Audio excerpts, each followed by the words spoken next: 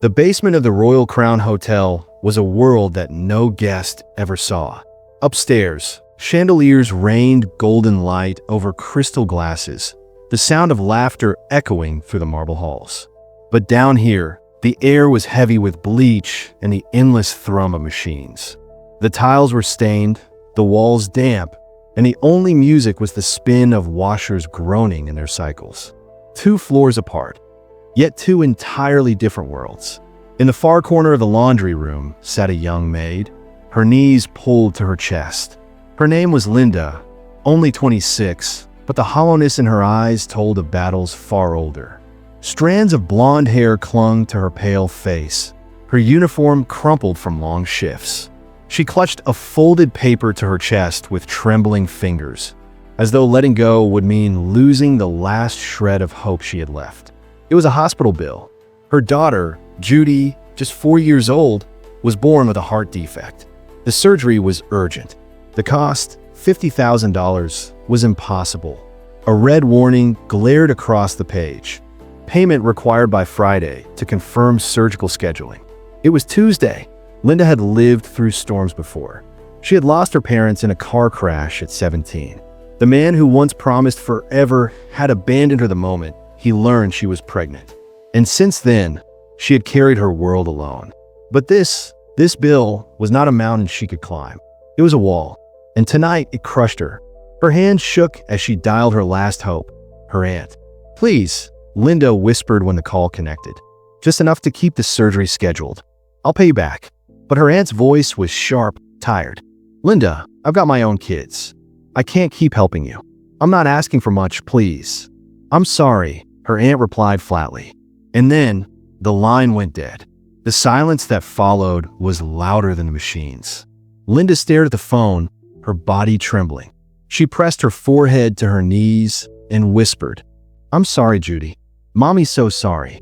And then the tears came, silent at first, then shaking her whole body. Unseen, just outside the laundry room, a man paused mid-step. Dressed in a plain Navy maintenance uniform, toolbox in hand, he froze at the sound of muffled sobs. Through the narrow crack in the door, he saw her, small, broken, clutching the paper like it was the only thing keeping her alive.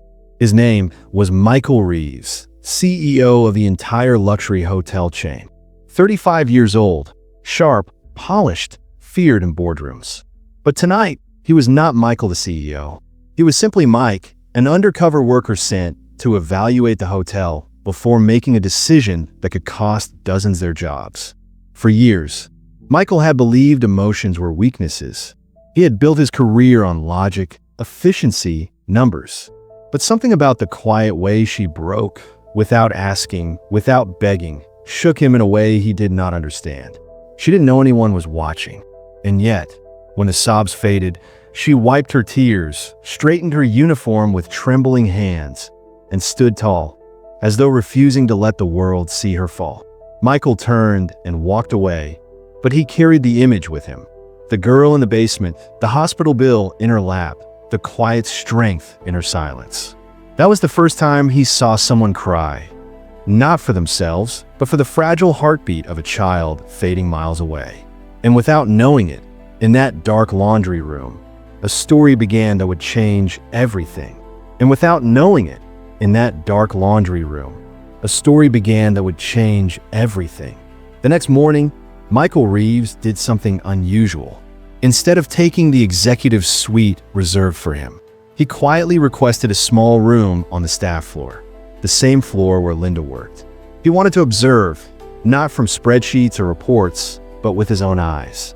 From a moment, the housekeeping carts rolled out. He watched her. Linda was always on time. Her steps were quick, but never careless. She never lingered on her phone. When another maid dropped a cart of towels, Linda rushed to help without hesitation. When an elderly guest tried to tip her, she politely refused, offering only a tired but genuine smile. Michael scribbled notes into the small black notebook he carried. Refugisch tips. Smiles even when exhausted. Quiet. Consistent. He had expected resentment, or at least weariness that turned bitter. Instead, he saw resilience. He saw a woman who gave more than she had, every single day, for a world that hardly noticed her existence. That night, around midnight, Michael walked the service corridor when he noticed something odd. The storage room door clicked shut from the inside. Curious, he waited, but no one came out. The next morning, Linda appeared for a shift as usual. Hair tied neatly, uniform pressed, but her eyes carried the weight of sleepless nights. Michael's pen scratched against the page again.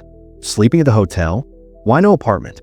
For the first time in his career, numbers and data blurred in the back of his mind. This wasn't about profit margins anymore. This wasn't about closing a failing property. It was about her, the maid with silent strength, the mother with a hospital bill heavier than her entire paycheck. He told himself it was research, that he needed to understand the ground-level struggles of his employees. But deep down, he knew it wasn't just research. He found himself lingering near her station longer than necessary, watching her fold linens with precision or straighten the guest's room with quiet dignity. That evening, after a shift, Linda slipped back into the storage room. Michael, cautious, followed at a distance. Through a thin crack, he saw the truth.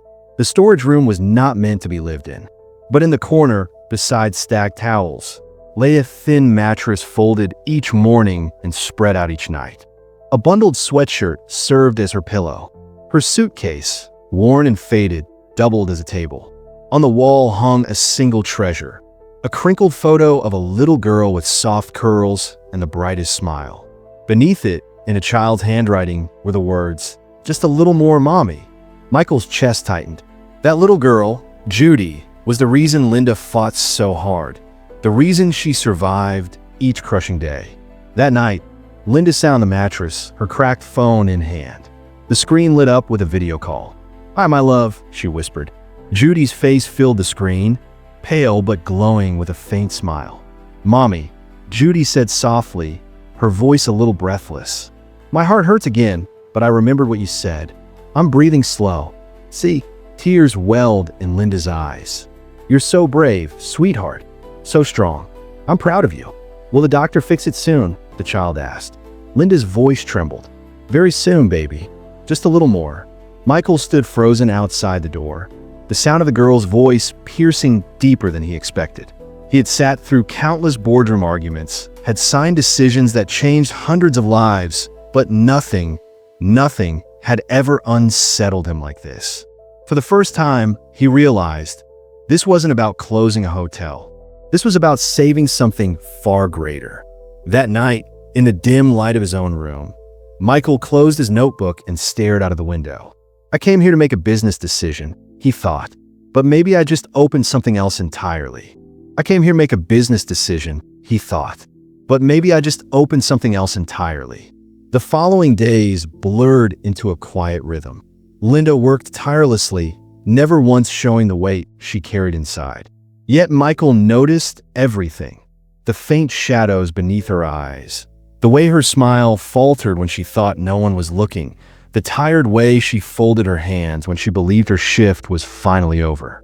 He began leaving small traces of kindness behind, hidden beneath his disguise as Mike.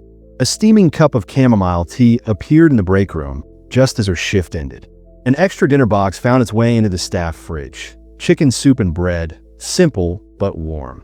No one knew where these gestures came from, and Michael never admitted they were his.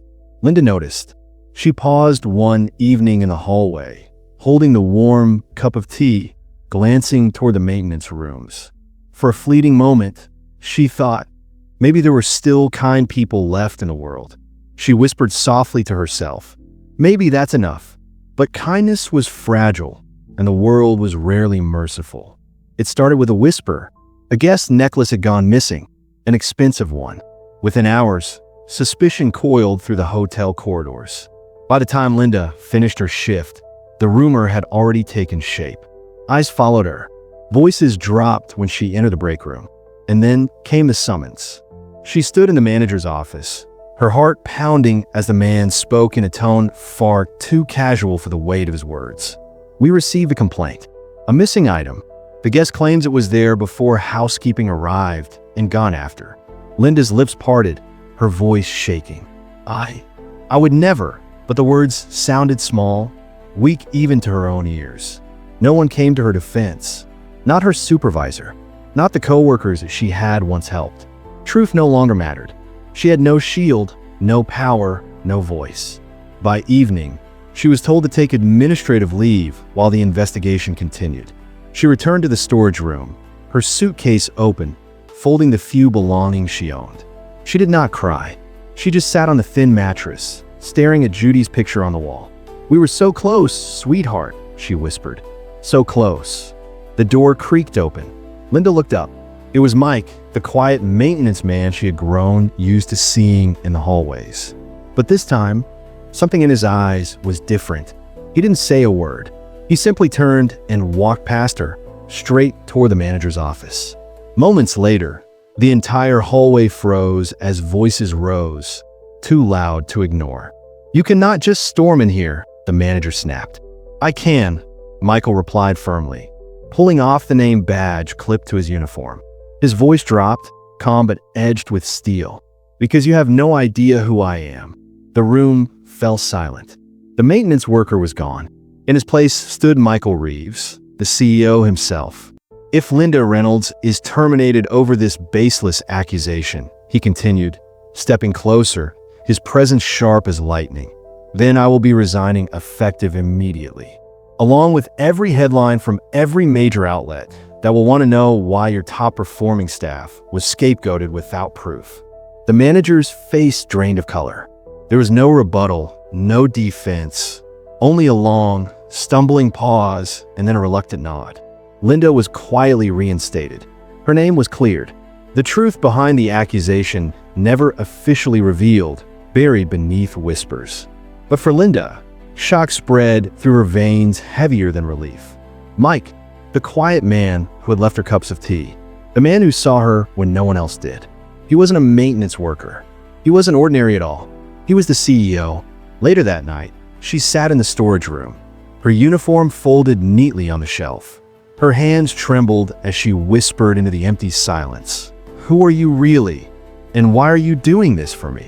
The trust she had begun to feel now trembled, caught between gratitude and fear. Because sometimes, even kindness, when unexplained, could feel too much like pity. Her hands trembled as she whispered into the empty silence, "Who are you really? And why are you doing this for me?" The question haunted Linda through the night. Every smile, every silent gesture of kindness, every act of protection, it all carried a new, unsettling weight. He wasn't just Mike, the quiet maintenance man. He was Michael Reeves, the CEO, a man who could decide her fate with a single word. The next morning, Linda requested a leave of absence. She packed her small duffel bag and slipped out of the hotel without telling anyone, not even him. She needed space, clarity, and above all, dignity. By the time she arrived at the children's hospital, Judy was already in preoperative evaluation. Linda sat by her daughter's side, brushing strands of soft curl from her forehead, humming lullabies through the ache in her throat. "As long as you live, Judy," she whispered, "I will start over as many times as I have to. I will find a way." But fate was not done with her. That evening, Judy looked up from her pillow with a sleepy smile. "Mommy," she whispered, "that nice man came to see me. He brought me a bear and told me a story about a princess who got a new heart." Linda froze. She hadn't told Michael where they were. She hadn't told anyone. And still, he came quietly, without announcement, without leverage. Just a man carrying a teddy bear with stitched red heart, telling a sick little girl that she would be okay. Tears burned Linda's eyes. She turned away so Judy wouldn't see. He shouldn't have found them. He shouldn't have cared this much. And yet, he did. The following morning, Linda sat outside the surgical wing, hands clasped tightly, eyes locked on the red-lit sign. Cardiac surgery in progress. Her heart pounded with each passing second. She thought she was alone, until a pair of footsteps stopped before her. Michael stood there, holding a paper bag in one hand and another teddy bear in the other. He said nothing at first. He simply set the items beside her. "I brought soup," he murmured softly, "and this bear, just in case she wants another." "You shouldn't be here," Linda whispered, her voice cracking. "I know," he said gently, but I am." He sat beside her, silent but steady. Hours dragged on, each second stretching like an eternity. When Linda's hands began to tremble, Michael reached out and held one in his. She didn't pull away. Instead, her head lowered onto his shoulder, and for the first time in years, she allowed herself to stop carrying the weight alone. At last, the doors opened. A nurse emerged, pulling down her mask with a tired but hopeful smile. "The surgery was a success. Your daughter is stable. She's going to be okay." The word struck like sunlight breaking through a storm. Linda gasped, her knees nearly giving way, but Michael caught her, holding her as her body shook with silent sobs of relief. Later, when they entered the recovery room, Judy's chest rose and fell steadily under the blanket. Her tiny eyes fluttered open, and with a faint smile, she looked at Michael and whispered, "Mommy, is that my daddy?" The room froze. Linda's breath caught. Michael's eyes widened. The child's small hand reached out and wrapped around his. And in that moment, something inside him shattered. Not from guilt or pity, but from love so raw it brought tears to his eyes. Linda's voice trembled. "He's someone very special, sweetheart." Michael looked at her, his gaze steady, his voice breaking. "I'll stay, as long as you'll have me." In the weeks that followed, Judy's recovery was slow but steady. Michael never left. He brought storybooks, stuffed animals, and laughter. He sat on the hospital floor for tea parties with paper crowns, letting Judy call him Sir Teddy in her games. He was there, not as a CEO, not as a stranger, but as family. One evening, after Judy drifted asleep, Linda finally spoke, her voice heavy but honest. "I don't want to be your charity case. I'm just a maid who sleeps in a linen closet. You deserve someone easier, someone who fits in your world." Michael took her hand. "Linda, I didn't come into your life because you needed saving. I came because I needed something real. You and Judy, you're the family I never knew I was searching for." Her tears slipped silently, but for the first time, they weren't born from despair. Weeks later, sunlight warmed Judy's face as she ran through a quiet city park, arms wide, laughter spilling through the air.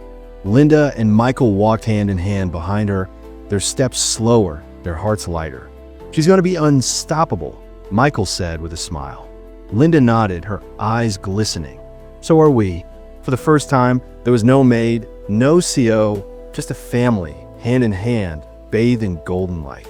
And in that moment, Linda realized sometimes in the darkest basements of life, a light appears where you least expect it.